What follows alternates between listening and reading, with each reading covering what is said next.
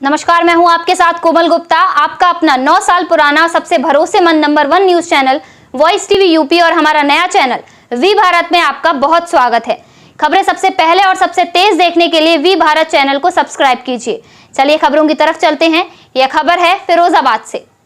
अयोध्या से चलकर 10,000 किलोमीटर की पद यात्रा, जिसका नाम वंदे भारत पद यात्रा रखा है, आशुतोष पांडे नाम के व्यक्ति, जिसकी उम्र करीब 24 वर्ष है, ये पर्यावरण और ऑक्सीजन शिक्षा तमाम संकल्पों को लेकर 10,000 किलोमीटर की पद यात्रा पर निकले हुए हैं, जो अयोध्या, कानपुर, लखनऊ तमाम शहर होते हुए आज फिरोजाबाद वॉइस टीवी यूपी के संवाददाता साहिल खान ने की। उनसे बात करने के साथ साथ उन्होंने कई चीजों और पर्यावरण पर विशेष ध्यान रखने की बात कही।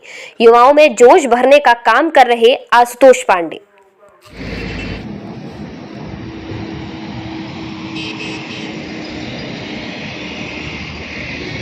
और इसमें 35वें नंबर का आपका जो एजुकेशन इंफ्रास्ट्रक्चर पूरी दुनिया में 35वें नंबर का है। प्लस आप जिस तरीके से अभी इस टाइम खत्म करते जा रहे हैं पर्यावरण को, आने वाले 2050 तक पॉलीथीन के अंदर ऑक्सीजन को पैक करके बेचा जाएगा, जिस तरीके से आप पानी पी रहे हो ना।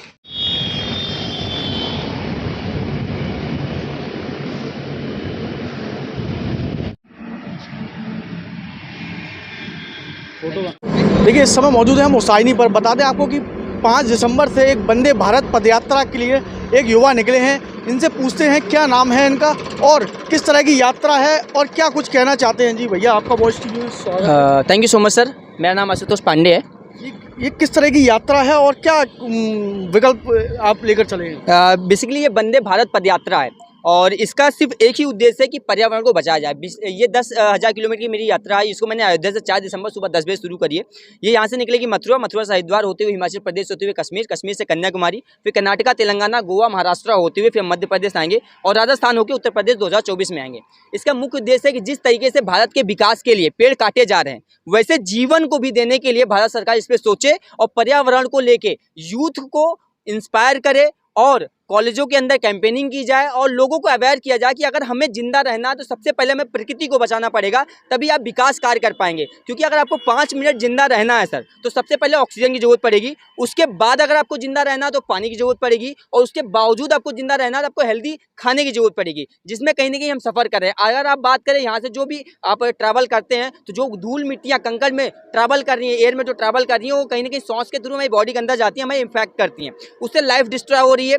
दूसरा, वाटर लेवल हर साल 1 फीट नीचे चला जाता है, तो उस पर कोई विचार नहीं कर रहा। कोई भी सरकारें इस पर विचार नहीं करती हैं, चाहे हम राज्य सरकार की बात करें चाहे केंद्र सरकार की बात करें, कोई विचार नहीं कर रही हैं। तो इस पर भी विचार होना चाहिए। और दूसरा है कि आपको फूड के साथ जो चौथी मेरी सबसे बड़ी मांग है, वो है भारत की शिक्षा व्यवस्था को बदलना। भारत की शिक्षा व्यवस्था को स्किल बेस्ड एजुकेशन लाया जाए, उसकी मेरी डिमांड है कि भारत में स्किल बेस्ड एजुकेशन नहीं आए तो इंडिपेंडेंसी क्रिएट नहीं हो पाएगी। और गवर्नमेंट के खिलाफ जो बहुत सारे कैंपेनिंग चलते रहते हैं यूथ के कि नौकरी मिलनी चाहिए, नौकरी मिलनी चाहिए, नौकरी इतनी क्रिएट करना आसान नहीं है, क्योंकि आप इतनी नौकरी दे ही नहीं सकते। अब उसका विकल्प क्या है? उसका विकल्प ये है कि कैसे भी करके भारत के अंदर स्किल लाया जाए, जिसकी वजह से रोजगार गांव में पैदा किया जा सके और स्किल्ड बेस्ड एजुकेशन आने के साथ साथ कहीं ना कहीं यूथ अपने आप को एक्सप्लोर कर पाएगा। अब वो आएगा कैसे? जब उसको बेसिक लेवल पे क्लास 6 से लेकर क्लास 12 के बीच में, क्लास 1 से लेकर क्लास 5 के बीच में एक पैरामीटर सेट किया जाए कि वहाँ पर बच्चे को स्किल सिखाना शुरू किया जाए। अगर हम बात करें गुरुकुल की, हमारी जो संस्कृति थी, जो दुनिया हमें जानती थी,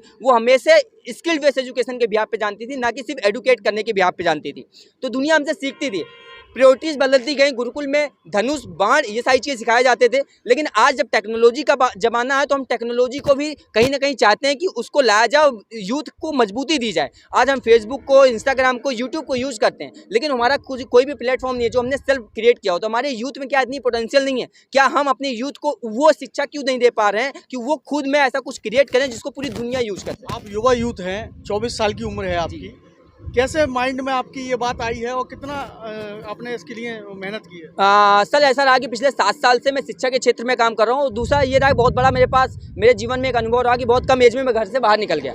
जब घर से बाहर निकल गया तो मैंने दुनिया को देखा बहुत करीब से और लोगों से मिलता गया, बात करता गया। तो वहाँ से एक अवेयरनेस, सेल्फ अवेयरनेस जो वही बढ़ती चली गई। उसके साथ मैं कुछ किताबों का मैं थोड़ा सा एडिक्टेड था, तो मैंने कुछ किताबें पढ़ी। उसके साथ मैं कहीं ना कहीं जब देखता रहा, कुछ अच्छी चीज़ें अडॉप्ट करता रहा, तो वहाँ से एक सेल्फ अवेयरनेस बढ़ती चली गई। तो अवेयरनेस का मेन गेम है कि अगर आप अवेयर हो रहे हैं देन आप कुछ अपने आप को बदल पाएंगे।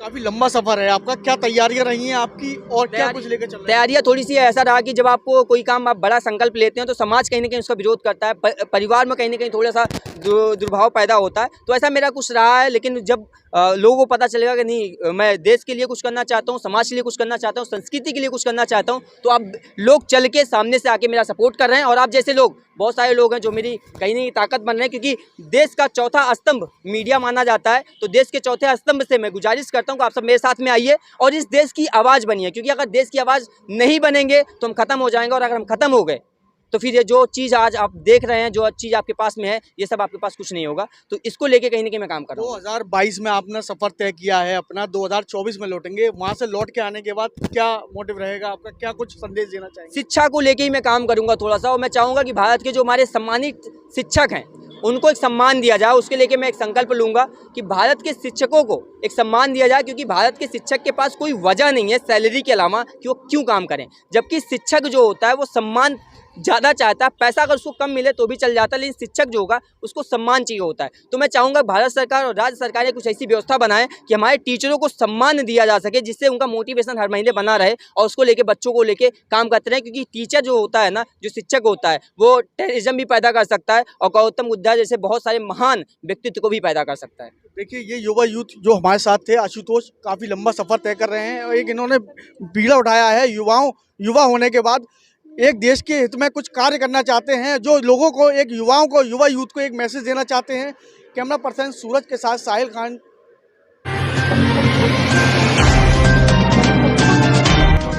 तो दीदी कहाँ हो तुम लोग? अपॉइंटमेंट के लिए लेट हो रहे हैं, तो जल्दी करो।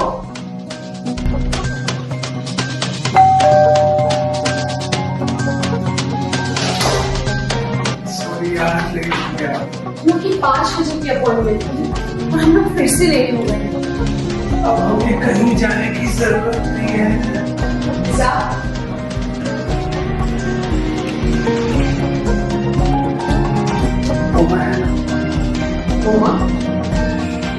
माँ बनना दुनिया का एक खूबसूरत एहसास है।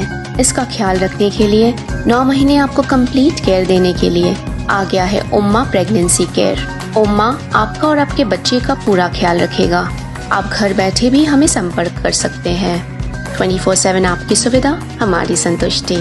बस कॉल कीजिए 8954 00174 पर। देखा, मैंने कहा था ना।